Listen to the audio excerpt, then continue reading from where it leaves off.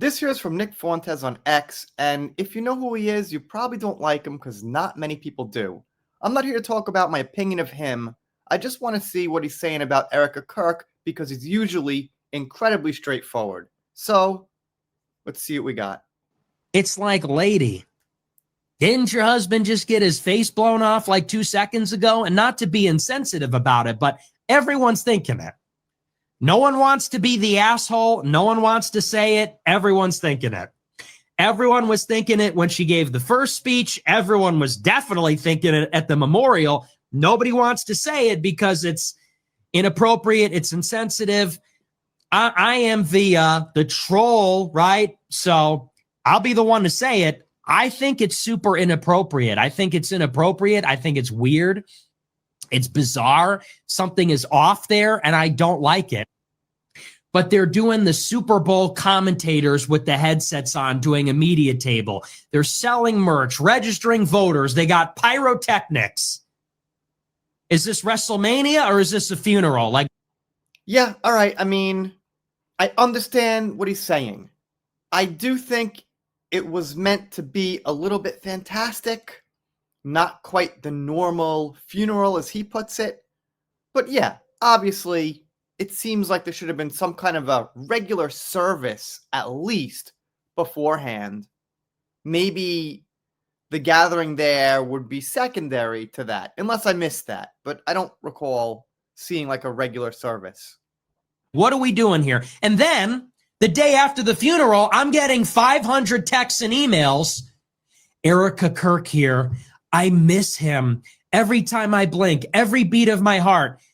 Make sure to donate $5, $15, $25. It's like, okay. Then they're doing a show. Did you see the show today? And so prescient. I said it last night. I said, I'm getting like a fake vibe.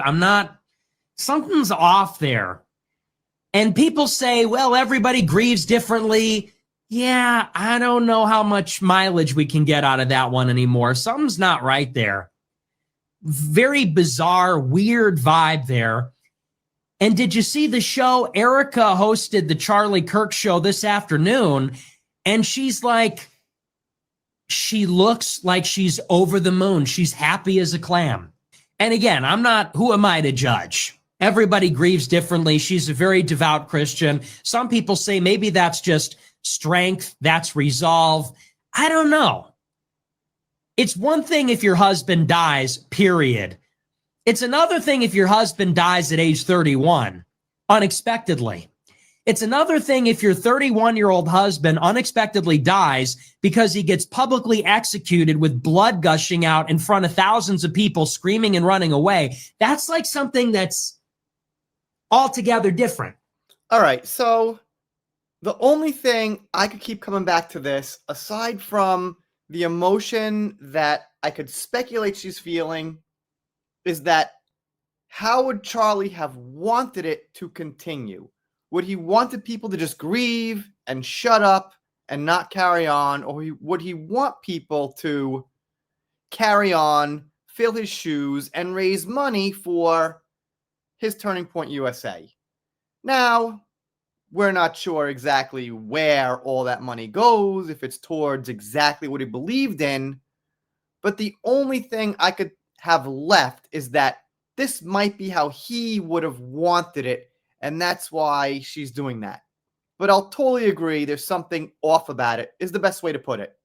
It's not easy to pinpoint it just yet, but there's definitely some things to think about. I'm not sure long-term how she could keep up her level of fame and influence and this kind of thing when it's still fresh for the first year, maybe, for the first 6 months, maybe, something like that. You know, people will tune in, see what's going on, how's she carrying on.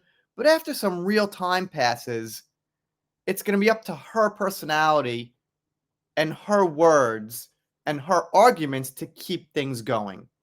Let me know what you think in the comments. Once again, I don't know Nick so well. I'm not a big fan. I don't hate him, I guess.